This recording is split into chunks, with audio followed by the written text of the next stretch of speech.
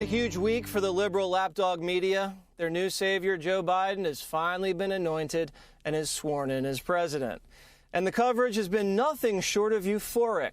Take a look. Those lights that are just shooting out from the Lincoln Memorial along the reflecting pool, it's like almost extensions of Joe Biden's arms embracing America. This is new America, and I hope new America wins the war. The 46th president of the United States putting his soul into his first address. He gave the kind of inaugural address our presidents used to give. The inauguration was a joyful occasion. Like I do at most happy things, I cried a lot. We haven't had a love story in the White House in 4 years. We saw the steely determination and compassion of President Joe Biden. There was not one part of that wasn't just medicine in the wound.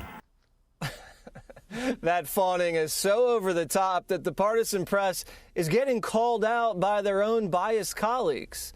A liberal Washington Post columnist says the Biden TV coverage is embarrassingly complimentary at times.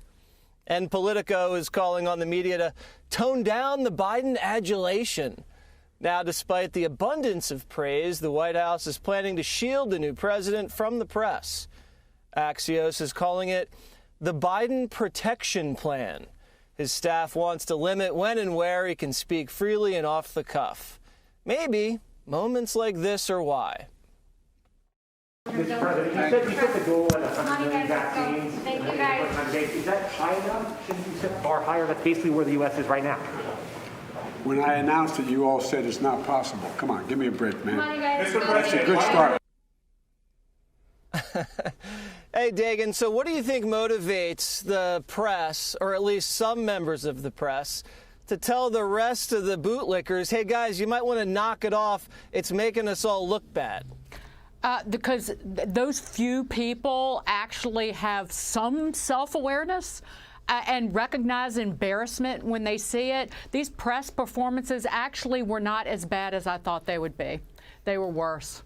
We were chug-a-lugging a truly vile cocktail of arrogance and obsequiousness all week. The reactions on Inauguration Day were like a teary teenager who just won the, cantaloupe patch crown. Oh, But the issue, the bigger issue is, and I follow Glenn Greenwald really closely, the journalist on Twitter. He said, I've never seen groupthink among the media this high in my life. Completely incurious to report on Washington, D.C. being a militarized zone when you couldn't even discuss it. It was a taboo subject. His words, last summer, when people were talking about the idea of using the military to quell the violence over the summer, 2 editors got fired over publishing a Tom Cotton idea piece in the New York Times. Or how about some reporting on this domestic war on terrorism that the Biden administration has launched essentially to target people who do not agree with the liberal ideology? Yeah. They're going after conservatives across the country. No journalist wearing a microphone and makeup wants to talk about that. Yeah, they support it. It's a silent war. One, I don't want to name check anybody, but there are people in hard news divisions in these other networks that are, calling the president or the former president a pathetic, piece of garbage, and then pivoting 180 degrees and lavishing praise on this new guy. Don't you think that's what destroys the credibility of the press? Well, I'm impressed by your restraint and not calling out people, because I think there are people who are guilty of what you just said, Jesse. So hats off to you. a rare moment of restraint from Mr. Waters. But I got to say, I'm an outlier here, because I think this is not about media bias. I think, to the contrary, I think this is about the press accurately reporting on Joe Biden's uplifting message of unity in his inaugural address and what we've seen since from the Biden White House. I mean, the reality is this is very different than what we've been hearing from the White House, from the bully pulpit for the last 4 years. This is not about division. This is not about rancor. It's not about anger.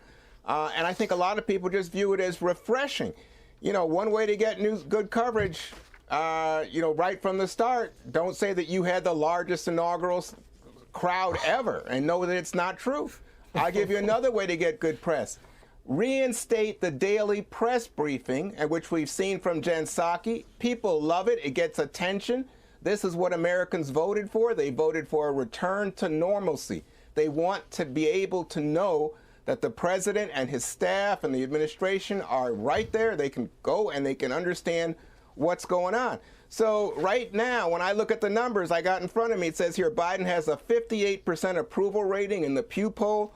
The Fox poll has 55% support him or are willing to give him a chance, and we'll be watching. So the upbeat coverage, I think it reflects a country that's just saying, wow, you know what, we've come out of a dark moment and attacks on the Capitol, and this guy's talking about healing people and getting government to work for the people. We're on the right track. Well, I think if I were a Democrat, I'd get a 50% approval rating, too, no matter what I did. Greg, what do you think about the coverage so far, and what do you think about the Biden protection plan? Well, first of all, what Juan is talking about and what the media are talking about, the most important thing to them is tone and not body bags, right? So Juan says, you know what, maybe if you wanted good press, you shouldn't have been bragging about your crowd size. And I go, okay, wow, so that's the reason why he's been reviled for 4 years. It's about his personality and his tone. Meanwhile, so you have a media that is embracing a warmonger. But they reviled the peacenik, which is Trump. Trump is a pacifist because he's greedy about blood and treasure. So he didn't want any wars.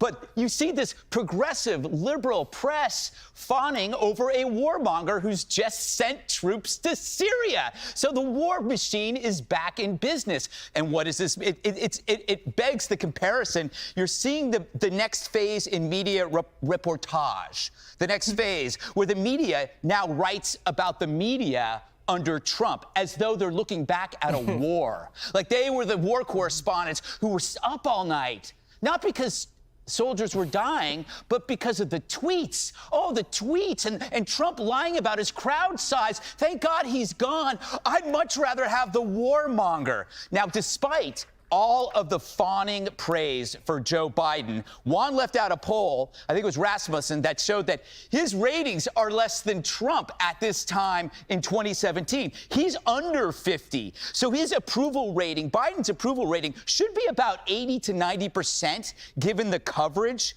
But that's not the case. It's actually under 50%. Why is that? Well, you cannot unify a country when you smear half a country as domestic terrorists or racists and talk about a white supremacy movement in which you cannot even identify who the leaders are. And then what happens is you have an American public who now realize that this uplifting message is a frickin' lie. He is a woke wolf in centrist clothing, right? They see that they saw his divisiveness emerge. They saw his centrism evaporate. So that's why there's a contrast between how America is responding to Joe as opposed to the media versus Trump. Trump understood his audience and said, screw you, media. Biden's doing the complete reverse. He's saying, screw you, America, with the pipeline, with Syria, and he's doing exactly what the media wants. That's the reversal that is going to really, really hurt the Democratic Party. And you know whose approval rating is less than 50% is the media. It's at an all-time low. It's the lowest it's ever been. Less than half the American people trust the traditional media. And it's really important to point that out when Juan, I know you're touting the press briefings back to some sort of normal. Well, perhaps that's the case when the questions today, because I sat right here covering that press briefing, there were questions like, where's Biden going to go to church on Sundays? What's the color scheme of Air Force One going to be? Has he chosen it yet? There were soldiers sleeping overnight on the floor of a parking garage in frigid temperatures. There was not a single question about that in that press briefing room. That's a problem. And, I mean, I think the press would rather ask questions to the president, like they did with Donald Trump, than talk to his mouthpiece. Well, I don't know why not. Up next,